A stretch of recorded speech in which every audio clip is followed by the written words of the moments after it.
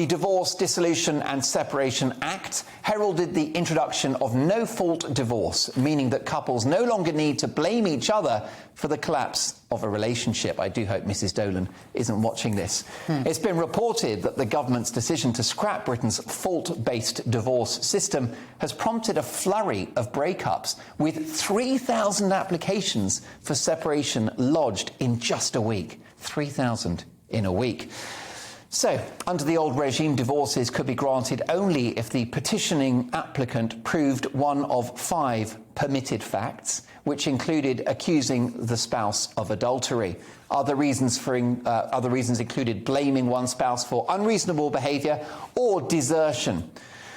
Well, what do we think about this? You have to wonder whether divorce is now getting too easy. To debate this, I'm delighted to welcome financial planner with a lot of expertise in couples who have separated, Liz Grimshaw, and the head of public policy at Christian Concern, Tim Dieppe. Hello, Tim. Welcome to the show. Welcome. Now, Tim, we can make eye contact, you and I, for the start, because I just want to really get to the bottom of the spiritual side of this for you, the faith-based side. Do you think that divorce is now too easy? Yes, I do. Yeah, this should really be called unilateral divorce, Mark. What it means is that one partner can unilaterally decide to impose divorce on the other partner. And then all the consequences of that, probable loss of the family home, splitting the assets, splitting custody of the children, all of the emotional trauma that involves and all of that kind of thing. And you end up rewarding the person who wants to break the marriage and penalising the person who wants to actually be faithful and try and keep the marriage together. And surely the law should be the other way round to that.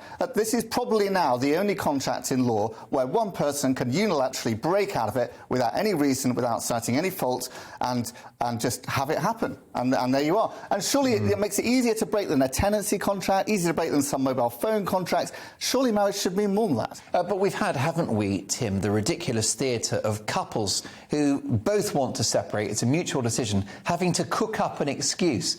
And it would be a case of one spouse saying to the other, all right, you just write it down as unreasonable behaviour. Why do we go through that farce?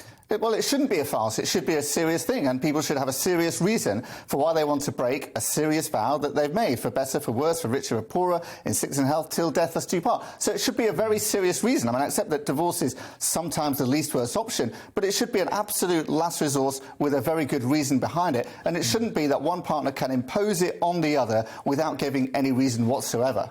But if one person wants out, isn't that enough to justify the dissolution of a relationship? I mean, what relationship worth its salt has got one party that doesn't want to be there? Marriages quite often go through difficult times, and where people are struggling a little bit, and then they work it through, they get through it, and end up with a better relationship than they had before. What, and through coercion? Through one partner basically entreating the other not to leave? Through deciding that it's worth it, saying, let's give it a go, let's try and do it, let's try and make it work, right? And so actually the government should be encouraging that. The cost of family breakdown each year is £51 billion. That's £1,800 per taxpayer per year. Surely the government should be discouraging family breakdown, trying to encourage people to stay together and trying to encourage people to keep it together for the sake of family and society, encourage people to keep their promises rather than making it easier to break it up. 51 billion, that's more than test and trace, isn't it? It's a huge number. And furlough, put together. It's a huge number, yes. Well, where does that figure come from, 51 billion? It comes from an estimate from the Family Foundation, I think it was. Because the families wind up needing benefits? Yes, all the benefits from single parents, all the benefits, all the cost of society of children ended up more likely to go on alcohol, less likely to have jobs, more likely to end up in prison.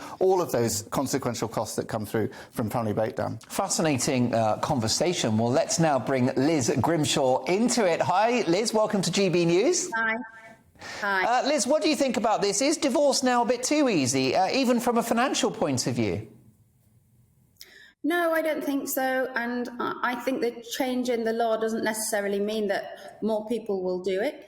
I think we'd all like to think when you get married that you stay married, but that's not always the case. Times change, and surely if there isn't any blame, or you can move forward as you want to, then it can be done a little bit more amicably, and that's surely better for everyone involved. But Liz Grimshaw, divorce is bad news spiritually, as pointed out by Tim Dieppe. It's bad news financially as well, isn't it? Divorce is about the worst investment ever.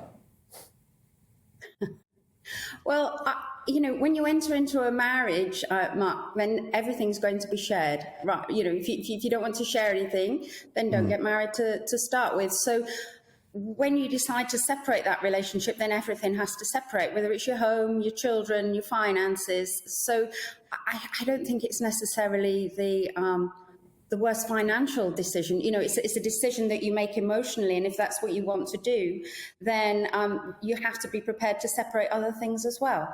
And However, Liz, sorry to interrupt you. If there isn't really divorce, any way of protecting your finances before that.